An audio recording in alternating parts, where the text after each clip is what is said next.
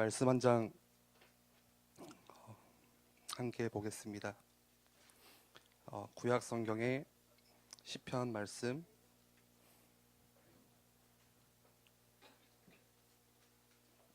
시편 42편입니다. 1절에서 8절 말씀.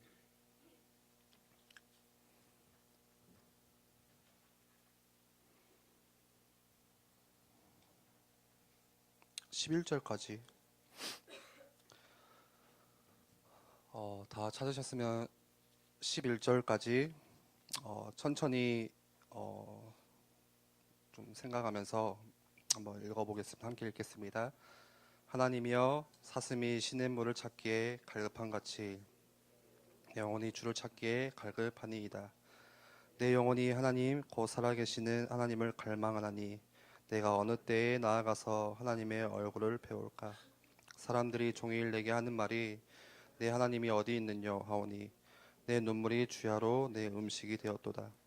내가 전에 성의를 지키는 무리와 동행하여 기쁨과 감사의 소리를 내며 그들을 하나님의 집으로 인도하였더니 이제 이 일을 기억하고 내 마음이 상하는도다.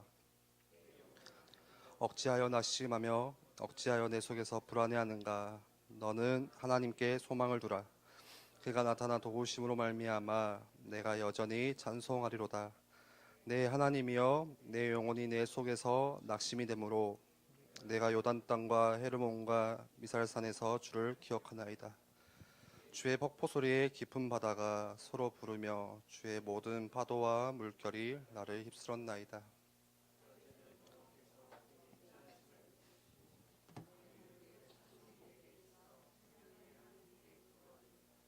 내 반석이신 하나님께 말하기를 어찌하여 나를 잊으셨나이까. 내가 어찌하여 원수의 압제로 말미암아 슬프게 다니나이까 하리로다. 뼈를 찌르는 칼같이 내 대적이 나를 비방하여 늘 내게 말하기를 내 하나님이 어디 있느냐 하도다. 내 영혼아, 내가 어찌하여 낙심하며 어찌하여 내 속에서 불안해하는가. 너는 하나님께 소망을 두라. 나는 그가 나타나 도우심으로 말미암아 내 하나님을 여전히 찬송하리로다.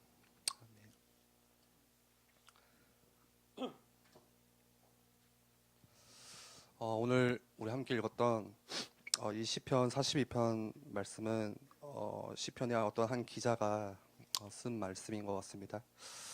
그런데 영적 침체에 빠진 한 사람인 것 같아요. 그 이유는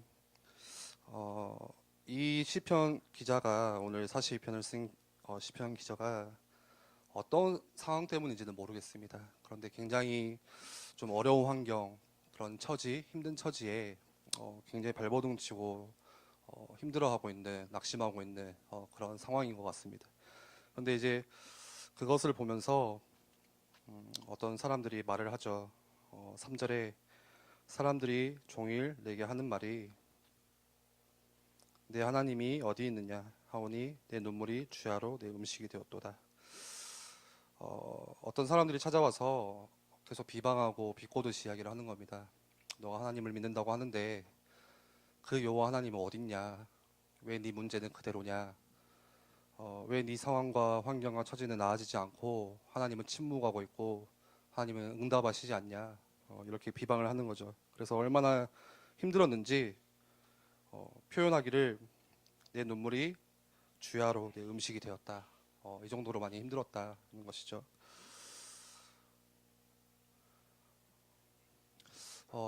여러분에게 있는 아주 작은 염려나 걱정이나 근심이나 또 뭐 여러 가지 의심들은 아주 작아 보일 거예요.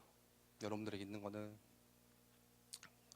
이 하나가 뭐 바꿀까 하지만 그러나 그냥 그것들을 하나씩 하나씩 허용하고 나면은 나중에는 감당이 안 될 정도로 굉장히 커져 있습니다. 그런 부분들이. 처음에는 뭐 걱정, 아주 작은 고민 하나가 뭐 그렇겠냐 하지만 그것들이 하나씩 하나씩 내 속에 들어와 허용하고 그게 쌓이다 보면 나중에 감당할 수 없는. 그래서 나중에는 그게 눈에 보이지 않지만 사단이라는 존재, 그 흑암이라는 세력 앞에 틈이 되는 거죠. 그 부분이. 사단은 그 정정당당하지가 않아요. 그래서 정정당당하게 한번 붙자 이게 아니라 여러분들의 가장 안 되는 치부, 한번 건드리면 터질 것 같은 그런 치부가 하나 있잖아요. 제가 아는 한 친구는 굉장히 착실해요. 착하고 남들이 봐도 이렇게 굉장히 모범적인 친구인데 그 친구의 치부는 몸이 왜소하다고 하면은 그냥 폭발합니다. 그래서 어렸을 때부터 너무 이렇게 왜소했어요. 그 친구가 멸치같이 쉽게 말하면. 그래서 그 친구가 이제 멸치가 튼튼한가요? 왜소하죠. 예, 그래서 그게 이제 자기한테는 스트레스인 거예요. 그래서 헬스장에서 살다시피 지금도 살고 있거든요. 그래서 계속 헬스하고 관리하고 하니까 이제 몸이 굉장히 제가 봐도 몸이 엄청 좋은 친구인데 그런 친구인데도 그냥 인사말로 좀 살이 빠진 것 같다. 좀 이런 말 들으면은 엄청 폭발합니다. 진짜 그냥 야 이게 아니라 막 쏟아 부을 정도로 예. 뭔가에 문제가 있는 거겠죠. 그런데 그 친구뿐만이 아니라 그런 치부들이 하나씩 있을 거예요. 혹시 예를 들어서 나한테는 정말 부모의 상처가 있는데 그 부모에 대한 상처를 하나 건든다면 터지는 사단은 그거를 틈탑니다.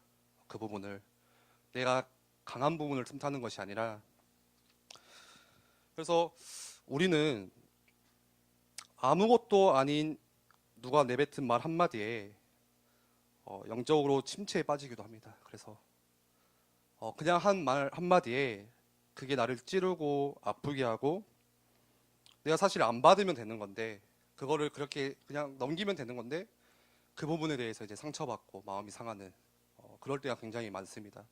교회에서도 마찬가지고요. 뭐 저도 그런 부분들이 있거든요. 그냥 예를 들어서 우리 현우가 지나가는 말로 한마디 던진 건데 그게 저한테는 상처로 다가올 때가 있어요. 그냥 아무 생각 없이 인사말로 던진 그 한마디가 때로는 뭐 현우가 상처 주려고 그랬겠어요. 아, 내가 오늘 전도사님한테 큰 상처 좀 줘야겠다. 정신 차리라고. 그러지 않겠죠. 예, 뭐 그런 사람도 있겠죠. 뭐 악한 사람은 상처 주고 싶어서 거의 뭐 상처 주려고 하진 않겠죠. 근데 받는 사람의 영적인 상태가 어떠냐 따라서 그거를 이렇게도 해석하기도 하고 그거를 또 다르게도 해석하기도 하고 그런 것이죠.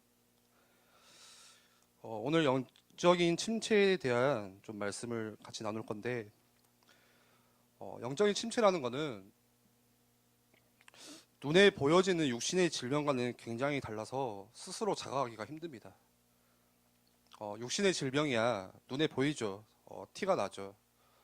그러면 금방 깨달을 수 있어요. 알 수 있어요. 눈치 이렇게 딱 캐치할 수 있어요. 근데 영적인 침체라는 거는 자각하기가 힘들어요. 스스로 깨닫기가 힘든 거예요. 쉽게 말하면. 그거는 옆 사람도 몰라요. 예, 그냥 우리는 쉽게 말하죠. 야, 니 조금 영적으로 다운된 것 같다. 이렇게 힘들다. 사실 근데 그것도 진짜는 아닐 수 있어요. 내가 그냥 깨닫게 내 경험에 저 친구가 금요시면 안 나오니까 뭔가 영적으로 침체된 것 같은데 사실 그게 아니잖아요. 예, 영적인 침체라는 거는 스스로도 못 깨닫는 건데 우리는 자꾸 옆 사람이 깨달아서 이야기를 해주거든요. 내가 깨달아서 그러면서 자기의 영적인 침체는 전혀 모르고 있고 뭐 건강검진 받는다고 영적인 침체가 드러납니까?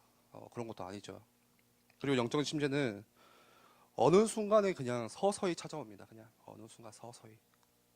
어느 순간에 내 마음이 가라앉아 있고요. 어느 순간에 내가 기도가 안 되고 있어요. 그게 이제 영적인 침체에 빠졌다는 신호거든요. 그냥 마음이 우울해요. 가을 타서 우울하냐? 봄에 꽃 피니까 우울하냐? 그게 아니에요. 그게 영적인 침체라는 신호거든요. 예. 물론 봄 타서 우울할 수도 있죠. 있는데 제가 하는 말은 그런 말이 아니라 그리고 영적인 침체는 육신의 질병과도 비교할 수가 없을 만큼 심각합니다. 사람이 예를 들어서 암에 걸리면 어떻게 되죠? 마음이 가라앉죠. 그냥 척하고 그냥 가라앉습니다. 굉장히 힘들어지죠. 그런데 영적인 침체는 그것과 비교도 할 수 없어요. 영적인 침체는 제일 중요한 하나님과의 관계를 결정적으로 가로막는 것입니다. 그게 영적인 침체예요. 그렇게 심각하고 무서운 게 영적인 침체입니다. 하나님과의 관계를 가로막는 게 영적인 침체. 오늘 시편 기자가 그랬습니다. 완전히 영적으로 낙심되는 상태에 견딜 수 없을 만큼 영적인 침체에 빠져버렸어요.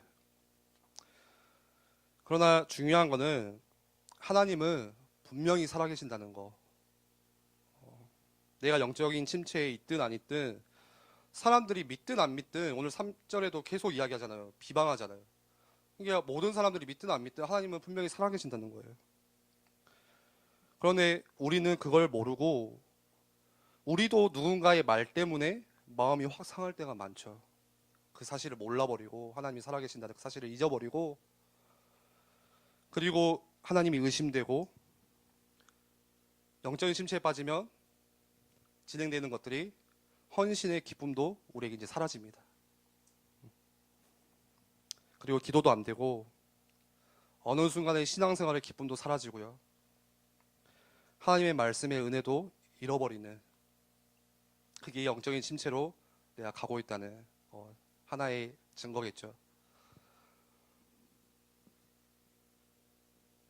그런데 오늘 시편 42편 말씀을 계속 읽어 나가면 시편의 이 기자는 사실 전혀 낙심할 이유가 없었던 사람입니다. 반대로 말하자면 하나님의 엄청난 큰 은혜 속에 있었던 사람입니다. 오늘 시편 기자는 그 이유가 무엇일까요? 계속해서 하나님의 음성을 그 시편 기자의 마음에 들려줬기 때문입니다. 하나님 말씀을 하셨기 때문에. 오늘 읽었던 말씀의 5절에 제가 읽어드릴게요. 내 영혼아 내가 어찌하여 낙심하며 어찌하여 내 속에서 불안해하는가. 너는 하나님께 소망을 두라. 그가 나타나 도우심으로 말미암아 내가 여전히 찬송하리로다. 너는 어찌하여 낙심하며 어찌해서 네 속에서 불안해하느냐. 이거는 내가 스스로 내가 하는 이야기가 아니에요. 내가 뭔가 갑자기 해서 야 성현아 너는 왜 갑자기 두려워하니? 뭐 이게 아니라 하나님이 그 마음속에 하나님의 음성을 들려주시는 거예요. 누구야? 너는 어찌해서 낙심하고 두려워하느냐? 하나님이 말씀하고 계시는 거예요. 11절에도 나오죠. 내 영혼아 내가 어찌하여 낙심하며 어찌하여 내 속에서 불안해하는가? 너는 하나님께 소망을 두라. 나는 그가 나타나 도우심으로 말미암아 내 하나님을 여전히 찬송하리로다. 내 심령 속에 내 영혼 속에 내 마음 속에 하나님께서 하시는 말씀이죠. 하나님께서 깨닫게 하시는 그 말씀인 거예요. 그래서 오늘 시편 42편 이 기자는 사실 엄청난 반대로 큰 은혜 속에 있었던 사람이죠. 낙심을 했지만 오늘 우리 청년들도 저도 마찬가지로 똑같을 것 같습니다. 우리 청년들 많이 아파요. 아프리카 청년이다 뭐 이런 거 있잖아요. 죄송합니다. 제가 안 할래 했는데 써놓지도 않은 걸로 갑자기 제가 했네요. 아프잖아요. 힘든 게 청년인 것 같아요. 이제 이해하셨어요? 갑자기 실망하시네. 경제적으로 어렵죠. 늘 주머니는 부족하죠. 우리 뭐 적금은 왜 이렇게 세금은 많이 떼가는지 막 팍팍 떼가죠. 막 모아도 끝이 없고 집은 언제 사고 뭐 차는 언제 사고 안정이라는 거는 바라면 안 됩니다. 우리 인생에 사실 그게 우리 인생 청년이거든요. 그게 몸도 아프고 일도 어렵고 그리고 계획도 막막합니다. 정말 이게 참 우울한 것 같아요. 내가 계획이라도 있으면 좀 괜찮을 건데 계획 세우는 것조차 막막한 내가 뭐 해야 될지도 모르는 많이 아프죠. 그러나 주님께서 함께 하신다면 오히려 그때가 하나님의 역사를 이루는 때라고 생각을 합니다. 지금 청년의 시기가 더 가까이서 하나님의 역사를 볼 수 있는 시기이지 않을까. 그래서 내가 혹시 오늘 지금 영적인 침체에 빠졌다면은 혹시 내가 어둠의 긴 터널을 지나고 있다면 여러분들이 세 가지를 조금 이렇게 기억하셨으면 좋겠습니다. 먼저는 오늘 시편 기자도 그랬듯이 주님의 음성에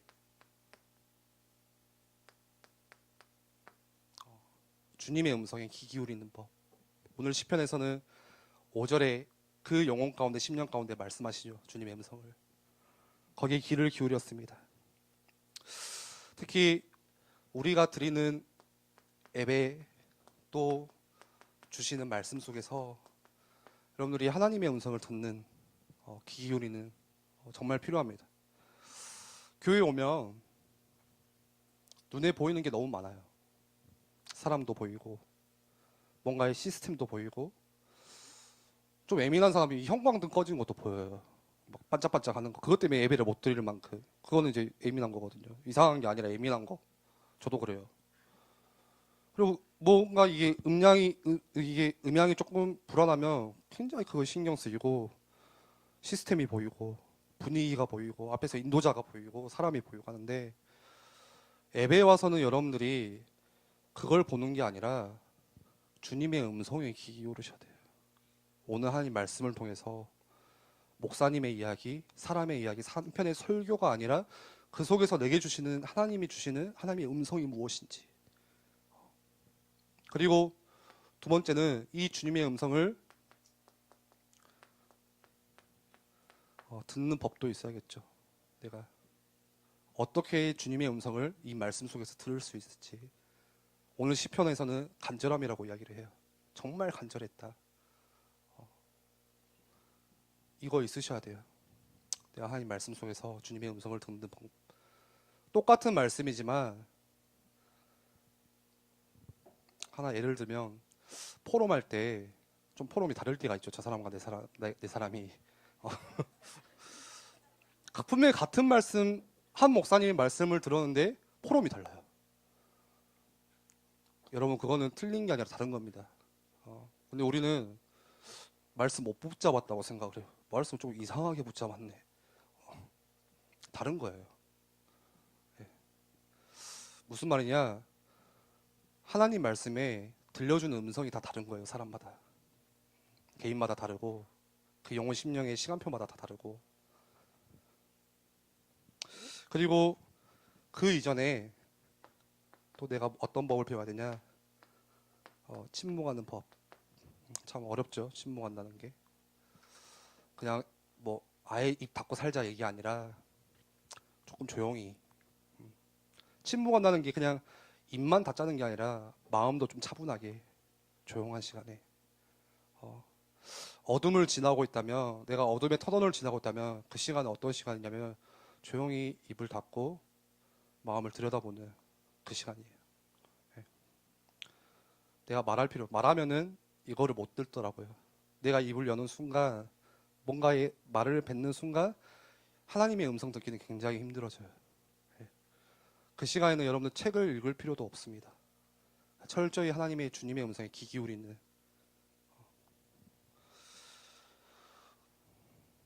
일본에 아무것도 할 수 없는 전신마비라고 하죠. 근데 한 시인이 있어요. 미즈노 겐조라는 기독교 시인인데 생각하고 눈만 깜빡이는 거 말고는 할 수 있는 게 없어요. 몸이 전신마비에 걸려서. 근데 이 시인이 이제 시들을 써가는데 그 짧은 시 중에 말씀이라는 시가 있습니다. 제가 한번 읽어드릴게요. 하나님 오늘 또 말씀해 주세요. 단 한마디 뿐이어도 좋습니다. 내 마음은 작아서 많이 주셔도 넘쳐버려 아까우니까요. 네. 이 시인이 저는 이 시를 읽는데 진짜 아멘이다. 내가 하루에 한 말씀이면 충분하다. 이게 마음에 너무 와닿더라고요. 오늘 예배 시간에 주님이 한마디 말씀이면 나는 살 수 있다 하는 그 믿음, 그 은혜가 오늘 마찬가지로 시편 기자가 원했던 것은 주님이었습니다. 다른 게 아니라 내가 문제가 해결되는 거, 내가 상황이 조금 이렇게 변화되어지고 좋아지는 거, 나아지는 거, 그것을 원했던 것이 아니라 그냥 주님의 얼굴 한번 보기 원했던 것입니다. 6절에 고백하죠. 내 하나님이여 내 영혼이 내 속에서 낙심이 되므로 내가 요단 땅과 헤르몬과 미살산에서 주를 기억하나이다.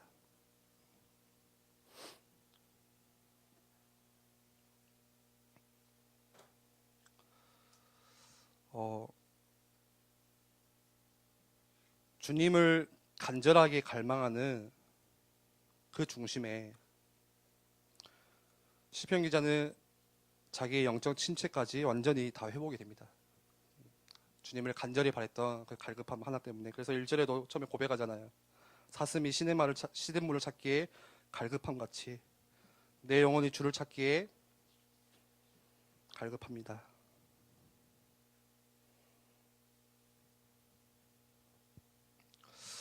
주님을 원하는 사람은 반드시 그렇게 됩니다.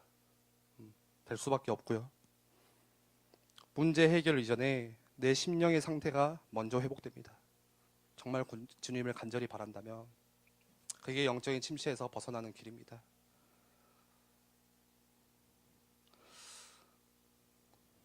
찬송가 413장에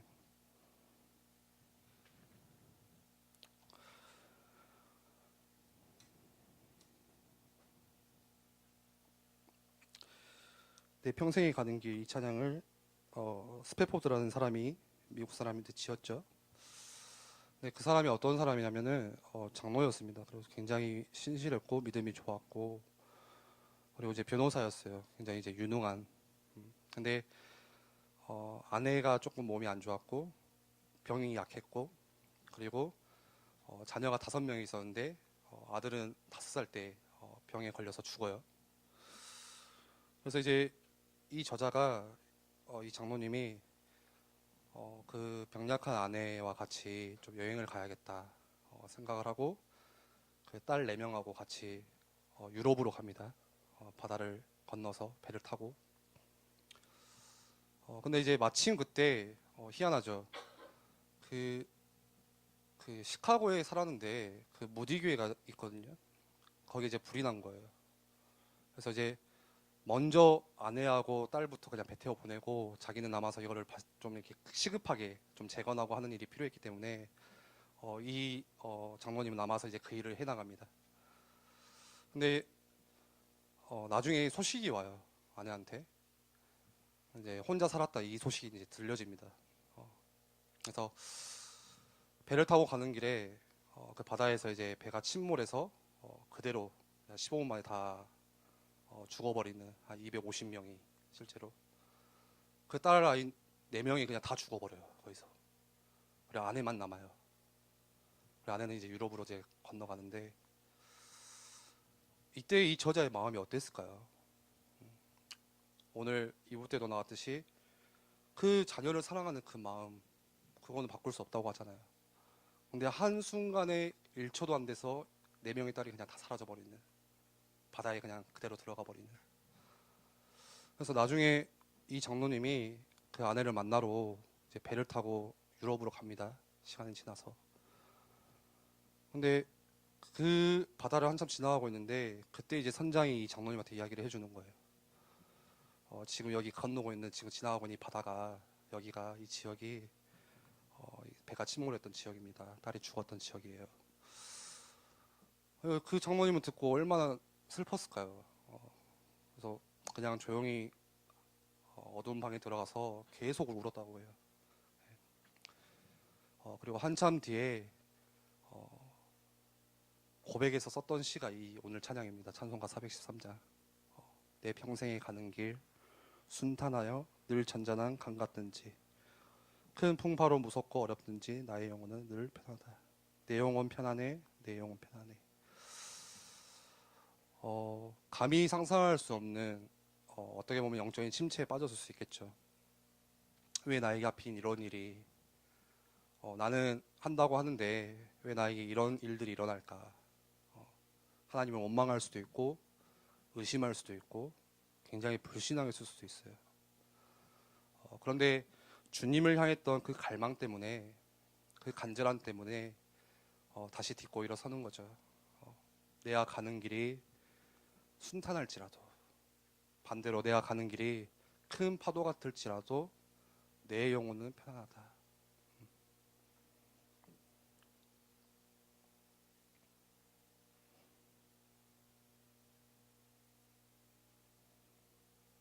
이 찬양이 생각이 나더라고요 오늘. 네.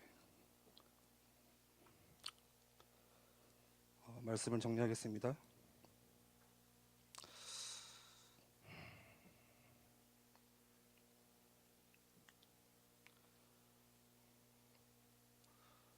영적으로 회복시키는 주님의 은혜 안에서 영적으로 우리가 새 힘을 얻고 우리 심령 가운데 성령의 충만함이 있었으면 좋겠습니다. 우리 같이 기도하겠습니다.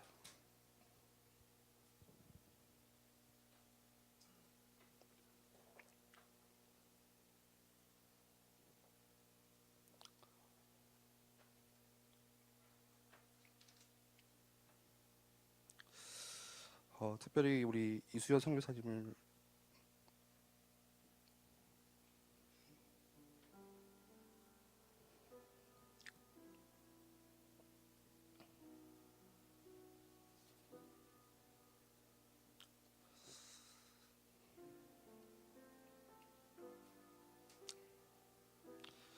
같이 기도의 중보자로 쓰셨으면 좋겠습니다. 같이 기도하겠습니다.